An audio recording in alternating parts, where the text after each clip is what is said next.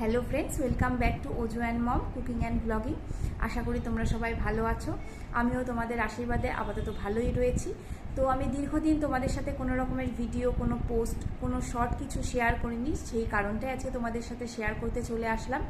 আসলে ওজোর পরীক্ষা ছিল, ওর অ্যানুয়াল পরীক্ষা ফেব্রুয়ারি মাসে হলো। সেই জন্য ওকে তো খানিকটা সময় দিতেই হবে। ওকে নিয়ে বই নিয়ে বসিয়েছি, পড়া তৈরি করিয়েছি, এই নিয়ে ওই সময়টা আমার কেটে গেছে।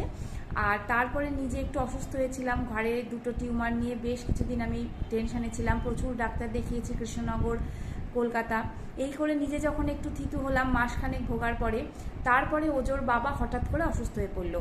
এখানে কৃষ্ণনগরে প্রায় 4 দিন হীরামণি নার্সিংহোমে ভর্তি ছিল। সেখানে কোনো রকমের উন্নতি না হওয়াতে আমরা ওকে নিয়ে গেছিলাম কলকাতার ডিসানে। সেখানে বেশ কিছুদিন ধরে চিকিৎসা চললো, প্রায় 12-13 দিন ধরে। তারপরেও 7 দিন আমরা কলকাতাতে ছিলাম আমার দিদির বাড়িতে, কারণ ওখানে ডাক্তার বলেছিলেন যে ফলো আপ করে তারপরে তোরা যাবি ফিরে বাড়িতে। তো সেই জন্য আমরা ওখানেই ছিলাম 7 দিন। তারপরে কৃষ্ণনগরে এসে স্কুলও জয়েন করেছি। তোমরা যারা জানো না বা যারা জানো সবাইকে আবার বলছি, আমি কৃষ্ণনগর ঘূর্ণি হাই স্কুলের একজন পার্শ্ব শিক্ষিকা। সেখানে তো আমার কিছু ডিউটি থেকেই যায়, সেখানে ক্লাস নেওয়া বা সেখানের কিছু কাজ পরীক্ষা হয়েছিল, তার প্রচুর খাতাপত্র জমা হয়েছিল, এইগুলো সমস্ত দেখা, প্লাস গিয়ে দেখি আর CL-ML কিচ্ছু আমার বাকি নেই। মানে এখন ছুটি নেওয়া মানে খুব কঠিন হয়ে যাবে, মানে প্রায় এখন ছুটি পাবোই না।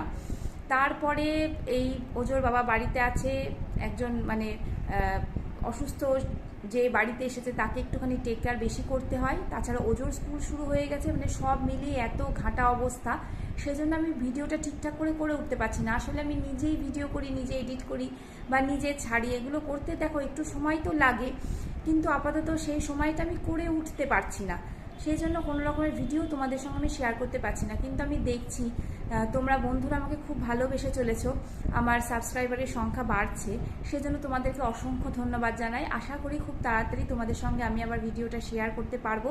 যে প্রতিদিন কীভাবে কাটাবো তার কিছু মুহূর্ত তোমাদের সঙ্গে শেয়ারও করতে পারবো আশা করছি। তো তোমরা আমাকে আশীর্বাদ করো যাতে আমি এইভাবে ভিডিও তৈরি করতে পারি। আর সবচেয়ে বড় কথা, তোমরা আশীর্বাদ করো যেন আমরা সুস্থ থাকতে পারি। কিছুদিন ধরে এত মানে অসুস্থ সবাই। তার আগে কত বছর 24 অক্টোবরে ওজো অসুস্থ হয়েছিল, ওকে নিয়ে হায়দ্রাবাদে গেছিলাম, তখন তোমাদের সঙ্গে কিছু শর্ট ভিডিও শেয়ার করেছিলাম।